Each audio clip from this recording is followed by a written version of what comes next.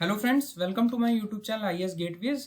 इस वीडियो में हम डिस्कस करेंगे जो जेपीएससी एई का एग्जाम हुआ था 9th एंड 10th अप्रैल को एई अर्बन डेवलपमेंट का। उसकी जो आंसर कीज हैं, official answer keys, model answer keys, वो वेबसाइट पर आ चुकी हैं और उनको चैलेंज करने के लिए जेपीएससी ने यानी झारखंड पब्लिक सर्विस कमीशन ने जो लास्ट डेट दी है वो 5 जून के शाम 5 बजे तक। एक मेल आईडी है उनकी ऑफिशियल, वो आपने ऑलरेडी देख रखा होगा।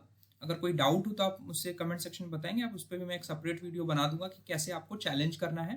तो इस वीडियो में हम बात करेंगे कि किन किन क्वेश्चंस में स्टूडेंट्स को डाउट्स थे, तो उनको मैं क्लैरिफाई करने की कोशिश करूंगा विथ रेफरेंसेस, और जो क्वेश्चंस में ऑब्जेक्शन रेज करने हैं वो भी मैं आपको बताता चलूंगा। इसका पीडीएफ भी मैं ऑलरेडी अपने ग्रुप में शेयर कर दूंगा सो दैट आप इसकी हेल्प से उनकी रजिस्टर्ड मेल आईडी पे आप चैलेंज कर सको, सो दैट जो गलत आंसर कीज आई हैं वो सही हो जाए और आपको मार्क्स का बेनिफिट हो। सो क्वेश्चन नंबर, जो पेपर पहले देख लेते किस पेपर की आंसर कीज के बारे में बात कर रहा हूं। पेपर 2 है ये सिविल इंजीनियरिंग का और सेट बी है। तो सेट बी के रेस्पेक्ट में मैं बात कर रहा हूं कि जो क्वेश्चन नंबर 39 था उसमें Westergaard analysis is used for पूछा गया था। इन्होंने जो ऑफिशियल आंसर की दी है, मॉडल आंसर की, वो ऑप्शन बी दिया है, cohesive soil, which is wrong. जो वेस्टरगार्ड एनालिसिस है बेसिकली सेडिमेंट्री सॉइल्स में यूज किया जाता है, जिसमें जो फॉर्मेशन होता है सॉइल्स का वो स्ट्रैटिफिकेशन से होता है।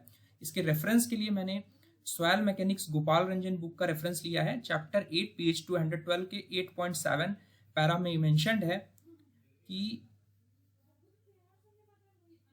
Natural soil deposits are seldom isotropic water deposited sedimentary soils. यहाँ पे लिखा हुआ है सेडिमेंट्री सॉइल जो कि common in occurrence are formed by deposition alternately of horizontal layers of silts and clay.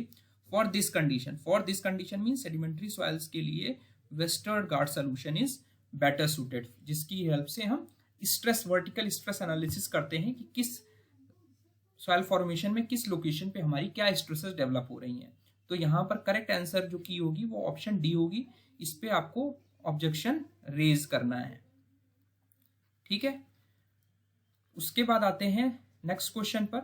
Question number 53 है, जिसमें ये कहा गया था कि अगर सुपर एलिवेशन हम हॉरिजॉन्टल कर्व पे नहीं प्रोवाइड करते हैं तो हमारे पॉट होल्स किस लोकेशन पर बनेंगे। इन्होंने आंसर की जो दी है वो ऑप्शन ए दी है और करेक्ट आंसर की भी ऑप्शन ए है, बिकॉज सेंट्रीफ्यूगल फोर्स जब कर्व्स पे गाड़ी मूव करती है तो आउटर एज पर आती है। तो जब सेंट्रीफ्यूगल फोर्स हमारी आउटर एज पे है तो आउटर व्हील्स पे ज्यादा प्रेशर आएगा, जिसकी वजह से सबसे ज्यादा टेंडेंसी पॉट होल्स बनने की आउटर एज पे होती है। तो इस पे आपको कोई भी ऑब्जेक्शन रेज करने की जरूरत नहीं है, करेक्ट आंसर है, करेक्ट आंसर दिया हुआ है उन्होंने।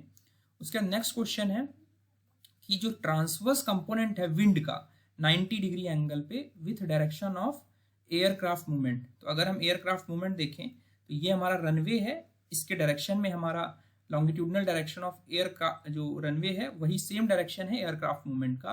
तो जो इसके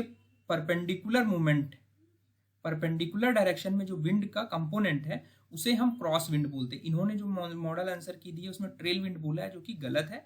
करेक्ट आंसर जो है वो ऑप्शन बी है। इसमें आपको ऑब्जेक्शन रेज करना है। रेफरेंस के लिए आपने ट्रांसपोर्टेशन एक्सप्रेशंस 1996 की एक पब्लिकेशन की वॉल्यूम जर्नल है, जिसके पेज नंबर 48 पर लिखा हुआ है कि जो क्रॉस विंड कंपोनेंट होता है, the wind component measured in knots.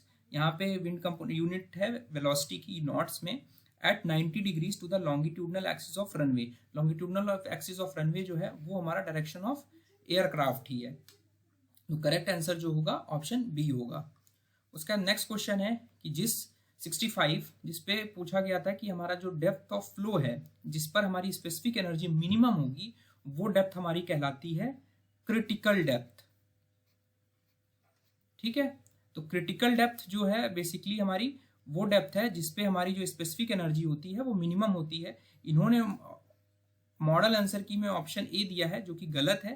Correct answer की जो होगी वो ऑप्शन बी होगा। तो यहाँ पे रेफरेंस है कि के सुब्रमण्या की ओपन चैनल की फ्लो की बुक चैप्टर 2 पेज 44, इसमें क्लियर लिखा हुआ है कि जिस डेप्थ पे स्पेसिफिक एनर्जी मिनिमम होगी उसे हम क्रिटिकल डेप्थ कहेंगे, ठीक है। अल्टरनेट डेप्थ में हमारी स्पेसिफिक एनर्जी एक पर्टिकुलर सेक्शन पर सेम होती है उन डेप्थ्स के करस्पॉन्डिंग।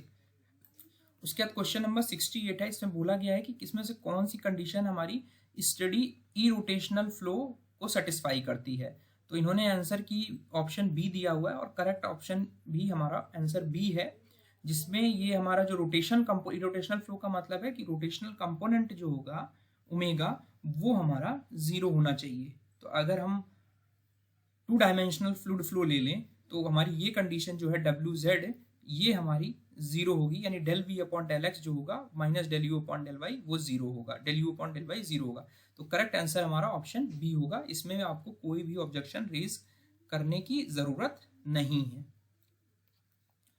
ठीक है, उसके बाद नेक्स्ट क्वेश्चन है 73। इसमें बोला गया था कि जो सिलेंडर है टर्बुलेंट फ्लो के केस में जो ड्रैग फोर्स लग रही है उस पर कंपेयर टू लैमिनर फ्लो वो हमारी कम होगी, बिकॉज जैसे हमारा टर्बुलेंट फ्लो लैमिनर से टर्बुलेंट में जाएगा तो there will be a change of Reynolds number, जिसकी वजह से जो ड्रैग कोफिशिएंट है वो रिड्यूस होगा और ड्रैग फोर्स हमारी टर्बुलेंट फ्लो के केस में कम हो जाएगी। तो यहाँ पर एक बुक का रेफरेंस भी दिया हुआ है मैंने कि laminar flow is associated with large aerodynamic drag forces than turbulent flow, यानी टर्बुलेंट फ्लो में हमारी ड्रैग फोर्सेस कम होंगी। ठीक है, तो करेक्ट आंसर ऑप्शन ए ही होगा और इन्होंने मॉडल आंसर की भी ए ही दिया है, तो इसमें भी आपको कोई ऑब्जेक्शन रेज नहीं करना है। उसके बाद नेक्स्ट क्वेश्चन है कि रेसिप्रोकेटिंग पंप्स जो हैं वो कहाँ किसके लिए मोस्ट सुटेबल होते हैं। तो इन्होंने जो मॉडल आंसर की दिया है ऑप्शन ए दिया है कि लो डिस्चार्ज और हाई स्पीड, ये गलत है। रेफरेंस के तौर पे अगर हम देखें R K. Sharma text of water power engineering की बुक पेज 414 पर अगर आप देखोगे, यहाँ पर रेसिप्रोकेटिंग पंप्स के लिए लिखा है कि these are suitable for lifting small discharges. ठीक है, they are suitable for lifting small discharges, यानी लो डिस्चार्ज के लिए सुटेबल है अगेंस्ट हायर हेड्स।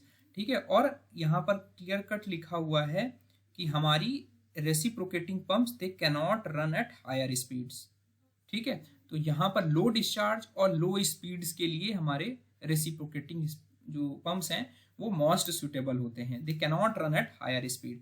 ठीक है, तो आपको इस क्वेश्चन को में ऑब्जेक्शन रेज करना है। ठीक है, करेक्ट आंसर जो है ऑप्शन सी है, मॉडल आंसर की में ऑप्शन ए दिया हुआ था। ठीक है, उसका नेक्स्ट क्वेश्चन है 56, जिसमें ये बोला गया है कि इसमें कौन सा कॉज जो है वो रेवलिंग इन बिटुमिनस पेमेंट्स है। इसके रिगार्डिंग मैंने वीडियोस बनाए हुए हैं अलग से फ्लेक्सिबल पेमेंट्स में डिस्ट्रेसेस के रिगार्डिंग, जिसमें मैंने आपको एक्सप्लेन किया था कि जो रेवलिंग फेनोमेना है बिटुमिनस या स्फॉल्टिक पेमेंट्स में, वो अगर हमने बिटुमिन कंटेंट कम डाला है तब हमारा सबसे ज्यादा प्रीडोमिनेंट होता है। तो करेक्ट आंसर ऑप्शन ए होगा। इन्होंने जो आंसर दिया है यूज ऑफ ओपन एग्रीगेट दिया है, ये this is less irrelevant option. और रेफरेंस के तौर पे अगर आप देखेंगे,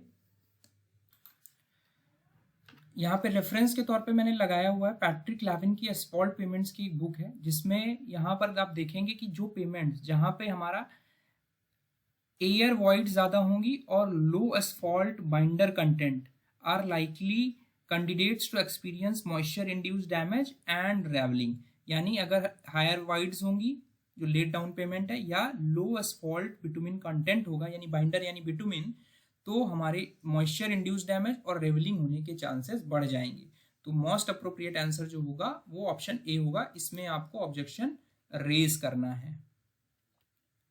ठीक है, उसके बाद आता है नेक्स्ट क्वेश्चन कि इस क्वेश्चन में बहुत सारे स्टूडेंट्स के डाउट थे कि जो चेक डैम है इसको किस लिए पर्पस से यूज किया जाता है। इन्होंने जो मॉडल आंसर की दिया है वो ऑप्शन ए दिया हुआ है। यहाँ पे मैंने 2-3 रेफरेंसेस लगाए हैं। सबसे पहले इंडियन राइटर की अगर बुक देखें, एसके गर्ग रिवर ट्रेनिंग वाला जो चैप्टर है उसके पेज नंबर 501 जो मेरे स्टैंडर्ड एडिशन में अवेलेबल था, आप देखेंगे तो रिवर ट्रेनिंग वाला जो पैराग्राफ है उसमें लिखा है कि रिवर ट्रेनिंग वर्क्स करने से पहले कुछ हम सॉयल कंजर्वेशन मेजर्स लेते हैं अपर अप्रोच रीचेज में या अप्रोच में, और चेक डैम्स कंस्ट्रक्ट करते हैं सो दैट जो हमारी एग्रेडिंग रिवर्स हैं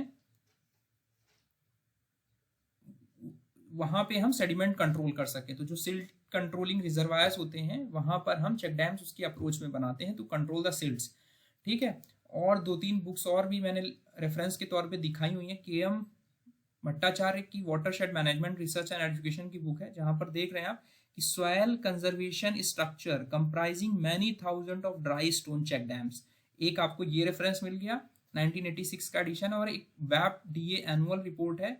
ठीक है, जहां पर आप देख रहे हैं soil conservation structures, this included construction of soil conservation structures as below like gully control works, जिसे हम चेक डैम्स भी बोल सकते हैं। तो यहाँ से क्लियर हो रहा है जो मोर अप्रोप्रिएट आंसर होगा वो सॉइल कंजर्वेशन स्ट्रक्चर होगा। ठीक है, इस पे भी आपको ऑब्जेक्शन रेस करना है। ठीक है, तो अगर कोई डाउट हो रिगार्डिंग कि आप ऑब्जेक्शन को कैसे रेज करना है, मैं इसके पीडीएफ आपको शेयर कर दूंगा, तो एक बार वीडियो देखकर आप इसके पीडीएफ से आप ये चीज़ें एक्सट्रैक्ट कर लेंगे और मेल में जो इन क्वेश्चंस में ऑब्जेक्शन रेज करना है आप रेज कर दीजिए टाइमली, अभी सफिशिएंट टाइम है। और रिगार्डिंग पेपर 1 जो सिविल इंजीनियरिंग का है उसमें जो ऑब्जेक्शन है उसके लिए भी मैं सेपरेट वीडियो बना दूंगा। So thank you and all the best.